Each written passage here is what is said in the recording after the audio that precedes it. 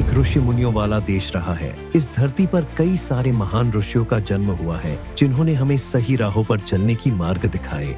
लेकिन क्या होगा अगर मैं आपको बताऊं कि एक ऋषि ऐसे भी थे जिन्होंने पूरा समुद्र के पानी को पी लिया, एक राक्षस को भोजन में खा लिया और उसे अपने पेट में पचा लिया, एक ऊंचे पहाड़ को झुकने में मजबूर कर दिया। वह ऋषि जिसने एक कन्या को मंत्र से जन्म किया था और बाद में उससे विवाह किया। कैसे कावेरी नदी एक ऋषि की छोटे से कमंडल से उत्पन्न हुआ। नमस्ते दोस्तों, आज हम भारत के एक महान ऋषि के बारे में जानेंगे। ये कहानी है महर्षि अगस्त्य की, एक ऐसे ऋषि की जो रहस्य, शक्ति और दिव्य ज्ञान से परिपूर्ण थे। वह केवल एक विद्वान या योगी ही नहीं, बल्कि एक योद्धा, एक मार्गदर्शक और एक महापुरुष थे, जो वैदिक संस्कृति को दक्षिण भारत में फैलाने में महत्वपूर्ण भूमिका निभाए थे। उनकी कहानी आज भी दुनिया के लिए एक रहस्य बनी हुई है। तो इस वीडियो में अंत तक बने रहिए, क्योंकि इस वीडियो के माध्यम से हम आपको भारतीय इतिहास की सबसे अद्भुत और रहस्यमयी महर्षि अगस्त्य के बारे में परिचित कराएंगे। बहुत समय पहले देवताओं और असुरों के बीच भयंकर युद्ध हुआ था, जिसमें देवराज इंद्र ने वृत्रासुर का वध कर दिया था। इससे भयभीत होकर कालकेय और अन्य सभी असुर देवताओं से लड़ने में असमर्थ होकर समुद्र के नीचे शरण ले ली। उन्होंने समुद्र के नीचे एक शक्तिशाली साम्राज्य बनाया, जहां से उन्होंने देवताओं पर आश्चर्यजनक हमले किए। लेकिन देवता राक्षसों को नहीं ढूंढ पाए, क्योंकि वे समुद्र के नीचे छिपे हुए थे। राक्षस रात में धरती पर आते और कई ब्राह्मणों को मार डालते। देवता इस बात से निराश हो गए। अंत में वे भगवान विष्णु के पास गए और उपाय पूछा। भगवान विष्णु ने सभी देवताओं को सलाह दी कि केवल एक ऋषि ही जो उनकी मदद कर सकते हैं, और वह है ऋषि अगस्त्य। तब सभी देवता ऋषि अगस्त्य के पास गए। देवताओं की बात सुनकर ऋषि अगस्त्य उन्हें सहायता करने के लिए सहमत हो गए। अगस्त्य ने विशाल समुद्र को अपनी हथेली में लिया और उसे बहुत आसानी से पी गए। जब समुद्र पूरी तरह से जलहीन हो गया, तभी कालकाय और अन्य सभी असुर प्रकट हुए। उसके बाद देवताओं ने सभी असुरों का वध कर दिया। जब सभी असुर मर गए, तो देवताओं ने ऋषि अगस्त्य से कहा कि वे अपने शरीर से समुद्र का पानी निकाल दें और समुद्र को एक बार फिर से भर दें। लेकिन ऐसा नहीं हो सकता था, क्योंकि ऋषि अगस्त्य समुद्र के पानी को पचा चुके थे। तभी सभी देवता भगवान ब्रह्मा के पास गए और इसका हल पूछा। ब्रह्मा जी ने कहा कि कई वर्षों के बाद राजा भगीरथ अपने पूर्वजों को मुक्त करने के लिए गंगा नदी को नीचे लाएंगे और समुद्र को भर देंगे। कई वर्षों बाद ब्रह्मा जी की बात सच हुई और फिर से समुद्र पानी से भर गया। बहुत पहले प्राचीन भारत वर्ष की बीचों बीच विंध्य पर्वत गर्व से भूमि के मध्य में खड़ा था। लेकिन समय के साथ पर्वत में अहंकार आने लगा। वह हिमालय से भी ऊंचा होना चाहता था, आकाश तक पहुंचना चाहता था। एक दिन विंध्य ने सोचा, अगर सूर्य महान हिमालय को पार कर सकता है, तो वह मेरे सामने क्यों नहीं झुकेगा। इसीलिए अपनी श्रेष्ठता साबित करने के लिए विंध्य पर्वत ऊंचा होने लगा। जैसे जैसे विंध्य बढ़ता गया, उसने सूर्य के मार्ग को अवरुद्ध कर दिया। भूमि पर सूर्य की छाया मिलना बंद हो गया, जिससे फसलें बर्बाद होने लगा। यह यात्रियों और ऋषियों के लिए एक बड़ा बाधा बन गया, जिससे उत्तर और दक्षिण भारत के बीच यात्रा करना असंभव हो गया। यहां तक कि देवता भी चिंतित हो गए। देवताओं और ऋषियों ने विंध्य पर्वत से रुकने की विनती की, लेकिन पर्वत इतना अभिमानी था कि उसने उनकी बात नहीं सुनी। कोई और विकल्प न होने पर वे महान ऋषि अगस्त्य के पास गए। एक दिन ऋषि विंध्य पर्वत के पास गए और कहा, हे शक्तिशाली पर्वत, मैंने आपकी महान शक्ति के बारे में सुना है, लेकिन मैं एक विनम्र वृद्ध व्यक्ति हूँ और मेरी को दक्षिण की ओर यात्रा करनी है। आपकी ऊंचाई मेरे लिए इसे पार करना कठिन बनाती है। क्या आप कृपया अपने आप को नीचे झुकाएंगे ताकि मैं पार कर सकूं? ऋषि के शब्दों से खुश होकर विंध्य ने अगस्त्य को पार करने के लिए सम्मानपूर्वक झुककर प्रणाम किया। लेकिन जैसे ही अगस्त्य ने पर्वत पर कदम रखा, वे मुस्कुराए और कहे कि जब तक मैं वापस नहीं आता, तब तक तुम्हें झुके रहना होगा। फिर बिना पीछे देखे अगस्त्य चले गए और कभी वापस नहीं लौटे।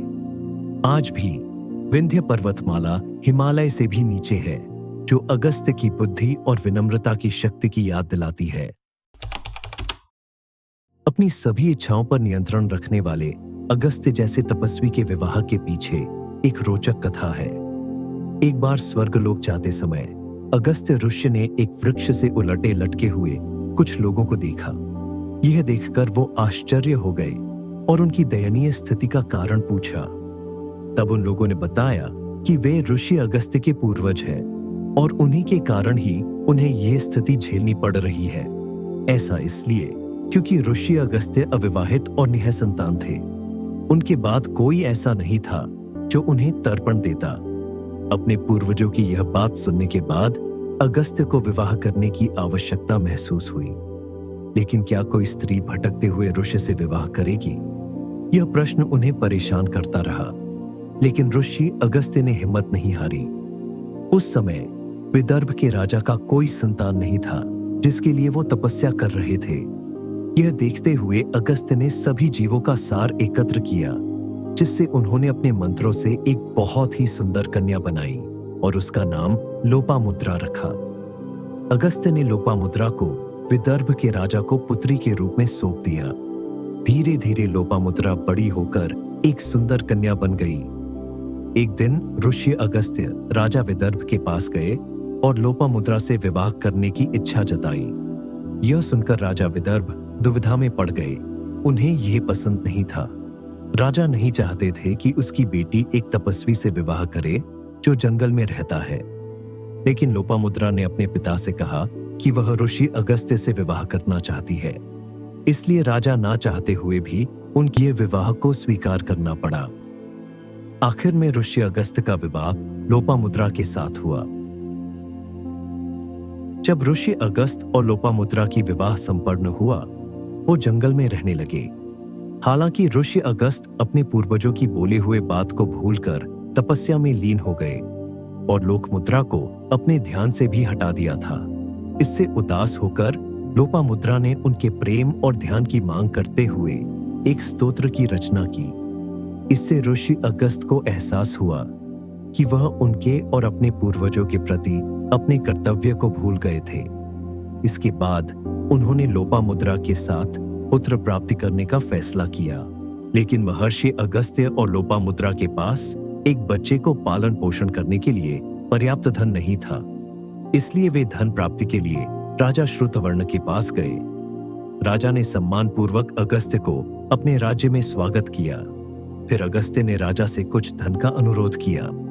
राजा महर्षि द्वारा मांगी गई धनराशि देने के लिए तैयार थे। लेकिन जब अगस्त्य ने देखा कि राजा की आय उनके व्यय के बराबर है, तो ऋषि ने राजा से धन लेने के लिए मना कर दिया और कुछ दूसरे उपाय की तलाश किया। कुछ समय के बाद महर्षि अगस्त्य को पता चला कि एक असुर राजा है जिसके पास अपार धन है और उसका नाम था इल्वल। इल्वल और वातापी दो भाई थे।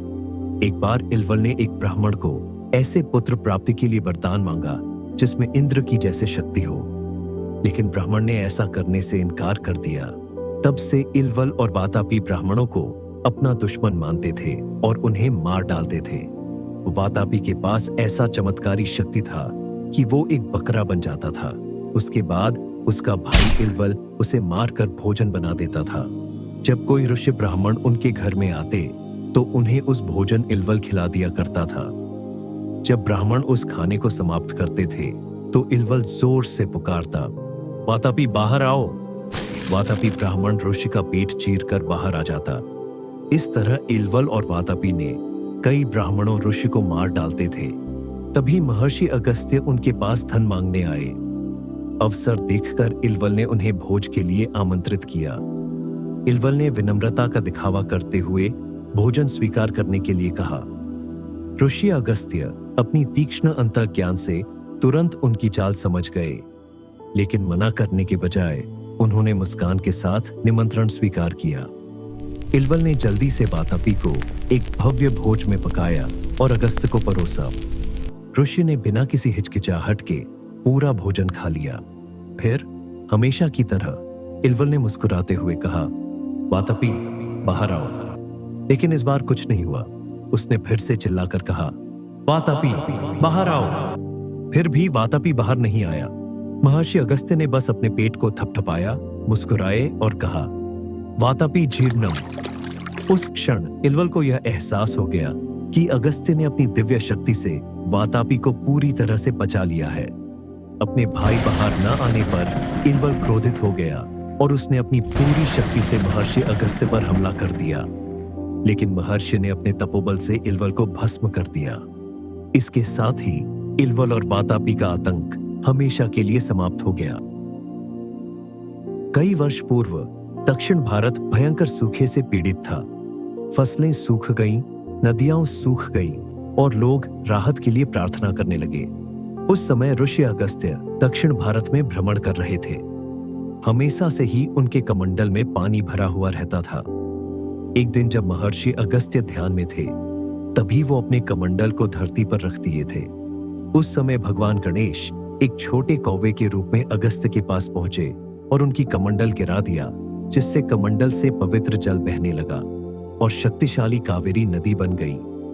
महर्षि अगस्त्य ने दिव्य इच्छा से भगवान गणेश की यह काम को समझ गए और नदी को हमेशा बहते की आशीर्वाद दिया।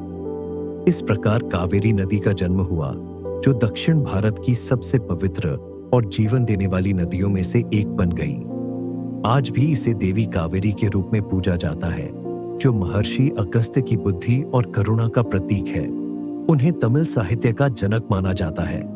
आयुर्वेद, युद्ध और आध्यात्मिकता पर उनकी शिक्षाएं आज भी प्रेरणा देती है।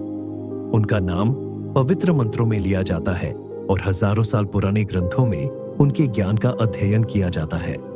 लेकिन सबसे बढ़कर वे एक ऐसे व्यक्ति थे जो इतिहास को नया आकार दिया। उन्होंने संगीत, साहित्य और नाटक पर तमिल व्याकरण लिखा था और यही महर्षि अगस्त्य की अनकही कहानी है।